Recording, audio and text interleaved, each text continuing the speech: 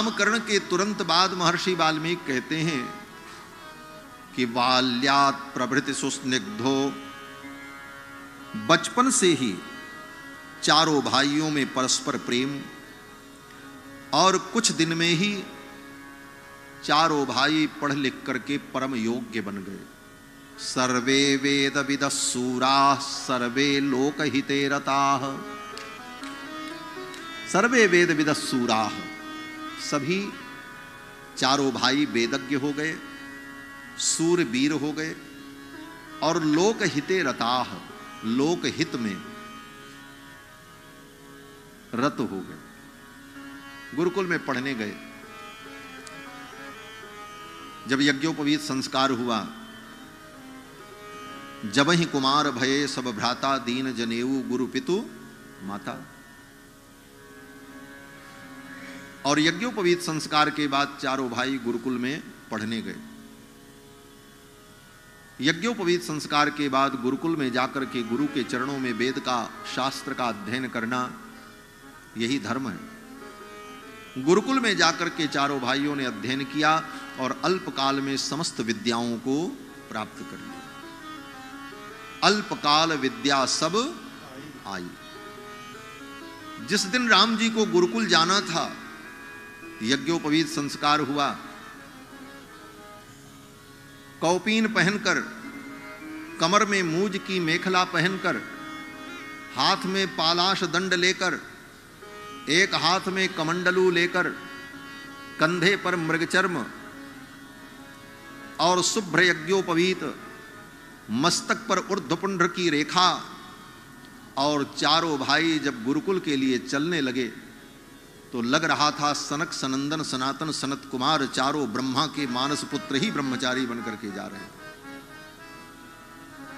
गुरुदेव वशिष्ठ के आश्रम में जिस दिन चारों भाई पढ़ने के लिए जा रहे थे, गुरुकुल में पता चल गया आज श्री दशरथ जी के चारों कुमार गुरुकुल में प्रवेश करेंगे। आज उनका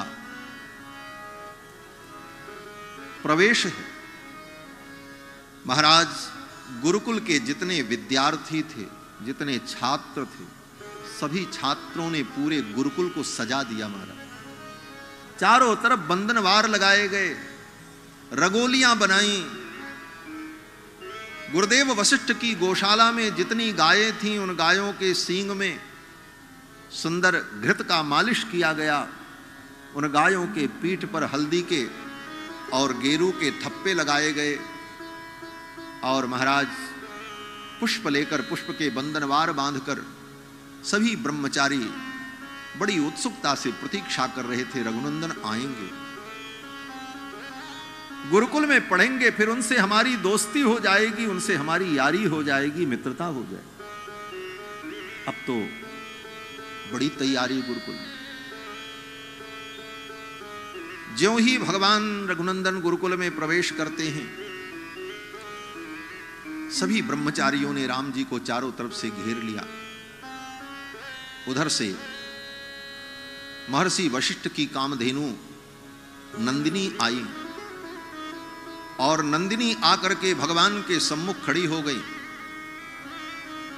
भगवान श्री राम ने नंदिनी की परिक्रमा की, और नंदिनी की परिक्रमा करके कामधेनु नंदिनी को प्रणाम किया।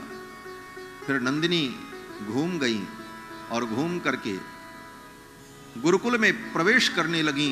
तो नंदिनी के पीछे पीछे भगवान श्री राम, कुमार लक्ष्मण, भरत, शत्रुघ्न गुरुकुल में प्रवेश करते। गौ माता स्वयं नंदिनी भगवान को लेकर के गुरुकुल में जा रही थी। ऐसा अद्भुत दृश्य प्रकट हुआ।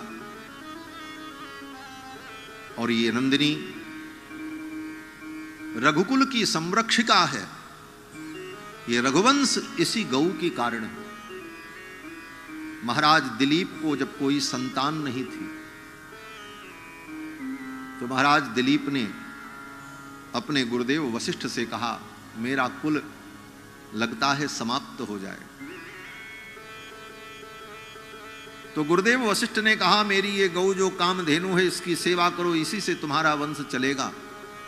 और महाराज दिलीप ने उस नंदिनी की जो सेवा की थी, नंदिनी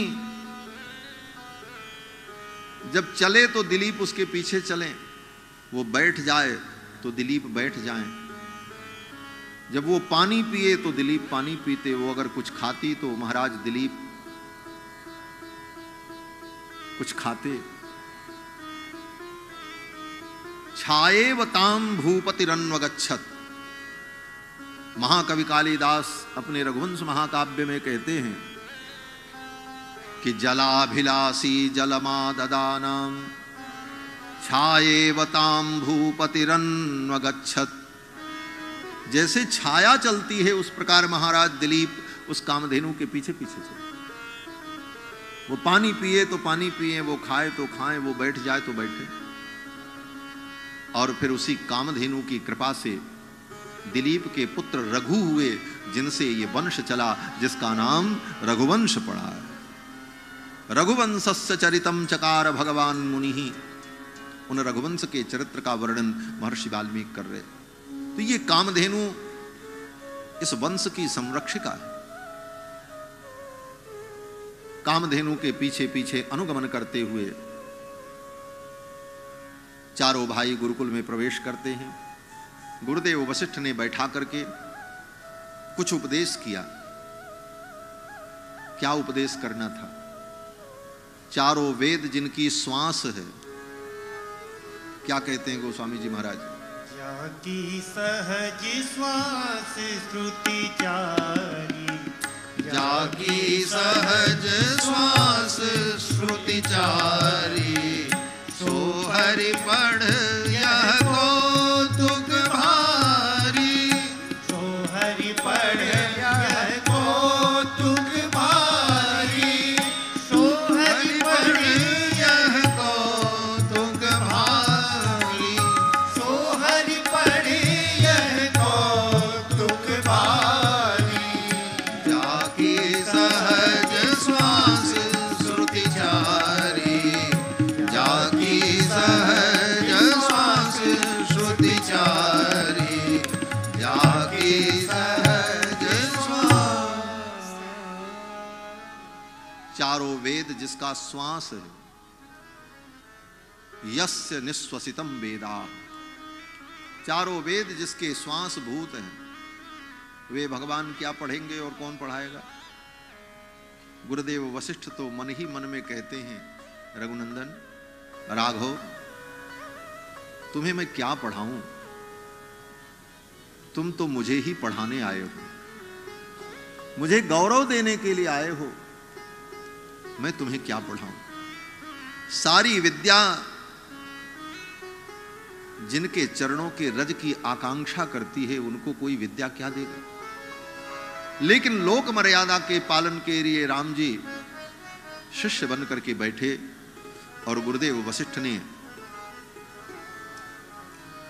संक्षिप्त संबोधन किया। चारों वेदों का परिचय और वेद शास्त्र की महिमा सब बताई और सब उपदेश किया, और उतने ही समय में राम जी ने समस्त विद्याएं प्राप्त कर ली। गुरुदेव वशिष्ठ ने कहा, राम जाओ, इस कामधेनु के स्तन के नीचे अपने अंजलि को लगाओ। चारों भाइयों ने जाकर के नंदिनी गऊ के चारों स्तन के नीचे अपना अपना हाथ लगाया। चार भाई और नंदिनी के चार स्तन, एक एक स्तन के नीचे एक एक हाथ लगाया। नंदिनी जो गऊ थी उसके स्तन से दुग्ध निकला और भगवान श्री राम, भरत, कुमार लक्ष्मण और शत्रुघ्न चारों ने अपनी अंजलि में लिया। गुरुदेव वशिष्ठ ने कहा, इसे पी जाओ राम। चारों भाइयों ने उस नंदिनी के दुग्ध का पान किया। उसी समय समस्त विद्याएं, ज्ञान, विज्ञान सब कुछ राम जी के अंदर प्रकट हुए। गुरु गृह गए पढ़न रघुराई, अल्पकाल विद्या सब आई। और फिर गुरु जी को प्रणाम करके, गुरु जी को गुरु दक्षिणा भेंट करके समावर्तन संस्कार के पश्चात चारों भाई महल में आ गए।